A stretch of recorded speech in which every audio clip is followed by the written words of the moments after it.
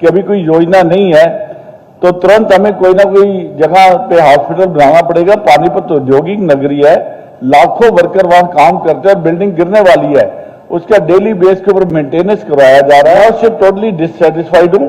वो गलत डाटा दे रहे हैं, कभी उनसे पूछते जाके तो उनको रजिस्टर नहीं मिलता, कभी कहते हैं आग लगी थी। ये राजनीति लोकल लेवल में कर्मचारियों की चल रही है। और सबसे बड़ी अलार्मिंग बात यह है कि कुछ हॉस्पिटल के कर्मचारी और वहां के कर्मचारी जो हैं ईएसआई के मिली भगती है, श्रमिक लोग हैं, वो इतने ज्यादा संख्या में हैं पानीपत के अंदर, क्योंकि उनको आवश्यकता है एक अच्छे हॉस्पिटल की, और वहां जरूर उसकी पूरी प्रपोजल तैयार करके वो हॉस्पिटल बनवाएंगे। अध्यक्ष जी,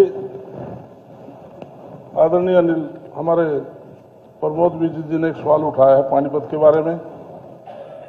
श्रीमान जी, पिछले 5 वर्षों में 1 अप्रैल 2019 से 31 मार्च 2024 तक जो ईएसआई हॉस्पिटल है उसमें 15,650 बीमाकृत आश्रितों को सूचीबद्ध निजी अस्पतालों में रेफर किया है।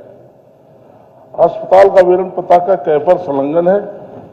ख में उस अवधि के दौरान ईएसआई अस्पताल पानीपत द्वारा उक्त अस्पतालों को भुगतान कुल राशि, अस्पताल बार व वर्ष विवरण पता का ख पर संलग्न है।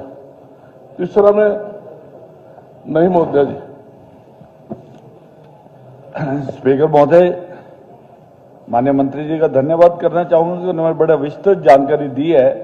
लेकिन एक बात की तरफ ध्यान दिलाना चाहूंगा कि पानीपत का सिविल हॉस्पिटल जो है, जो जनरल हॉस्पिटल बना था 1969 में, बहुत पुराना हॉस्पिटल था, उसी में ईएसआई को जगह दे दी गई।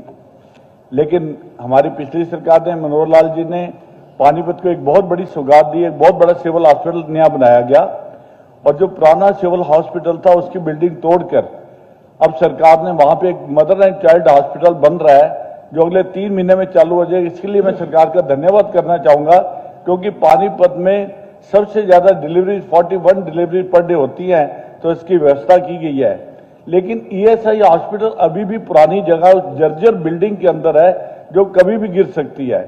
मेरी प्रार्थना यह है कि जो पहले में गैर का प्रश्न था उसका जवाब मंत्री ने दिया कि अभी कोई योजना नहीं है तो तुरंत हमें कोई ना कोई जगह पे हॉस्पिटल बनाना पड़ेगा। पानीपत औद्योगिक नगरी है, लाखों वर्कर वहां काम करते हैं और बिल्डिंग गिरने वाली है, उसका डेली बेस के ऊपर मेंटेनेंस करवाया जा रहा है। और इसके लिए एक प्रावधान और भी है कि ईएसआई हॉस्पिटल को एचएसवीपी ने सेक्टर 24 में और सेक्टर 29 पार्ट 1 के अंदर 2-2 एकड़ जगह अलॉट की हुई है, मार्क की हुई है। मेरी प्रार्थना है कि उसका हॉस्पिटल का निर्माण तुरंत से तुरंत किया जाए। दूसरा यह कि माननीय मंत्री जी ने बहुत डिटेल में जब बताया कि अभी 21 हॉस्पिटल पैनल के ऊपर हैं, जिन्हें लगभग 1450 केसेस रेफर किए गए, लेकिन अभी इनमें से 11 हॉस्पिटल्स को जो केसेस दिए गए उसमें से 5 हॉस्पिटल्स को केस देने ही बंद कर दिए हैं। ये राजनीति लोकल लेवल में कर्मचारियों की चल रही है।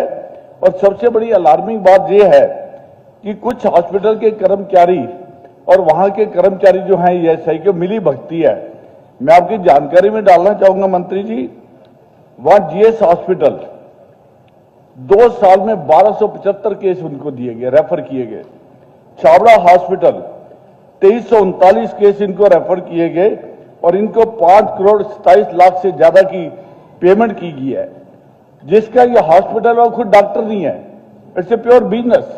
और अभी उसने लेटेस्ट एक और हॉस्पिटल मैक्स प्लस के नाम से रजिस्टर करवा लिया और उसके भी केस मिलने उसको शुरू हो गया है। और मैक्स प्लस जो है, it has nothing to do with the Max chain hospital. ये लोगों को बदलवाने के लिए उसने हॉस्पिटल का नाम मैक्स प्लस रखा। मेरा आग्रह है, एक मिनट में अभी आग्रह पे तब आऊंगा, विषय बता दूं 1 मिनट के लिए।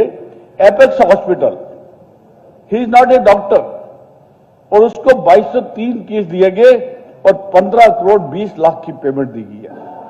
मेरी प्रार्थना यह है कि आई नीड ए विजिलेंस जांच, इसकी जांच की जाए। हॉस्पिटल जो डाटा दे रहा है मैं उससे टोटली डिससेटिस्फाइड हूं। वो गलत डाटा दे रहे हैं, कभी उनसे पूछते हैं जाके तो उनको रजिस्टर नहीं मिलता, कभी कहते हैं आग लगी थी।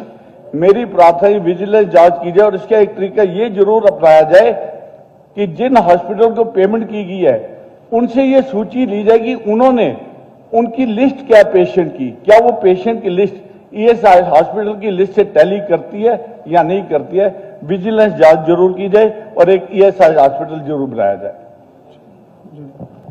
माननीय अध्यक्ष जी, माननीय विधायक जी ने जो क्वेश्चन रेज किया है, क्योंकि इनकी पीड़ा है वहाँ पर जो पैनलिस्ट हॉस्पिटल है उसके ऊपर इन्होंने बात कही है कि उसकी जांच कराई जाए, उसमें कहीं ना कहीं गड़बड़ है।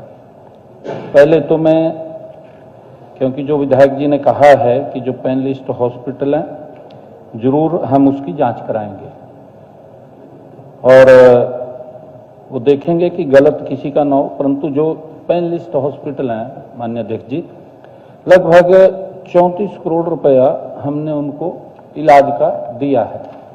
हॉस्पिटल बनाने की बात है, क्योंकि वहां पर 8.5 एकड़ लैंड है और हम वहां पर ये ईएसआई का एक हॉस्पिटल बना हुआ है, चल रहा है, परंतु उसका एक ब्लॉक और भी वहां बनाएंगे। वो भी मैं आज ये बात बोलता हूं, क्योंकि वहां पर जो कर्मचारी हैं और वहां पर जो श्रमिक लोग हैं वो इतने ज्यादा संख्या में हैं पानीपत के अंदर, क्योंकि उनको आवश्यकता है एक अच्छे हॉस्पिटल की और वहां जरूर उसकी पूरी प्रपोजल तैयार करके वो हॉस्पिटल बनवाएंगे। माननीय मुख्यमंत्री का बहुत बहुत धन्यवाद है कि नए हॉस्पिटल के लिए।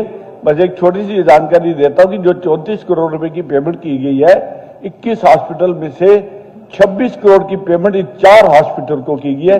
ये चिंता करनी